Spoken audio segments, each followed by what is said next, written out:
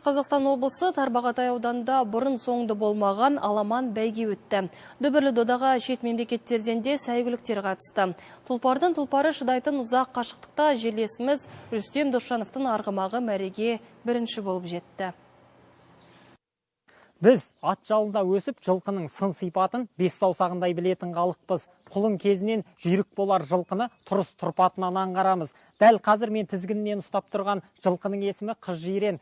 Қыз Жирен елімізде тұңғыш рет ұйымдастырылған 140 шақырымдық бәйгеден бірінші келген тұлпар.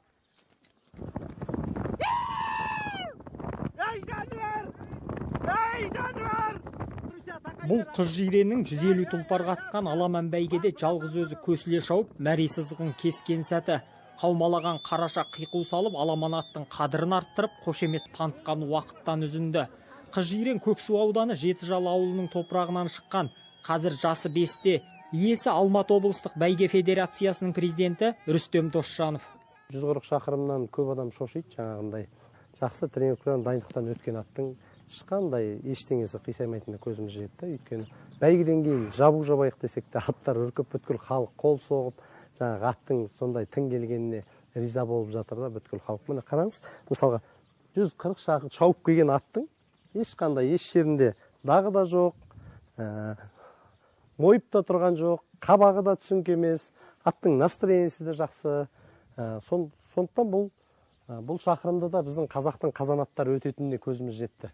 Рүстем Досжановтың айтуынша, аламан бәйге сөресінен 150 тұлпар атылып шыққанымен, оның 10 шақтысы ғана мәреден өткен. Осындай ұзақ шақырымдық бәйгелер тек араб жерінде ғана болады екен. Ол жақта жылқылар 15-16 сағатта діттеген межеге жететін көрінеді. Көкпекті елді мекенінен Екпін ауылына дейін созылған қашықтықты Қызыл Жиреннің 8 сағатта шауып өткені тіркелген. Айта кетейік, зат еркек арғымақ жайдан жай Қыз Жирен аталмапты. Оның мәнісін иесі былай деп түсіндірді. Баяғыда әкелеріміздің Қыз Жирен деген аты болған. Өте мықты. Сол Қыз Жирен атпен бір қыста 7 қасқыр ұрған күндері бар да.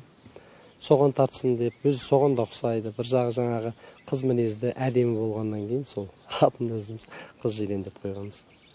Тұрар Рүстемұлы атбегі Рүстем Досжановтың ұлы, әкезін басып, ісін жалғастырып жүр. Қыз Жиренді таң асырып мінет, суытат, жем шөбін уақытылы беріп отырады. Тұрардың айтуынша ат жарату оңай іс емес. Жылқыға берілетін дәрумендер мен ішер суына дейін қадағалап отырмаса, атты бабынан тайдырып алу әп-сәтте дейді. Қызығушылығым бірінші классымнан бастап басталған. Мен 2 уақыт мінемін. Таңертең ипподромға барып жұмысын беремін. Кешке қарай жай аяңдап кругты айналып шығамын. Алыс жорыққа шығатын уақыттарым болады. 80 шақырым немесе одан да көп шақырымдарға, ұзаққа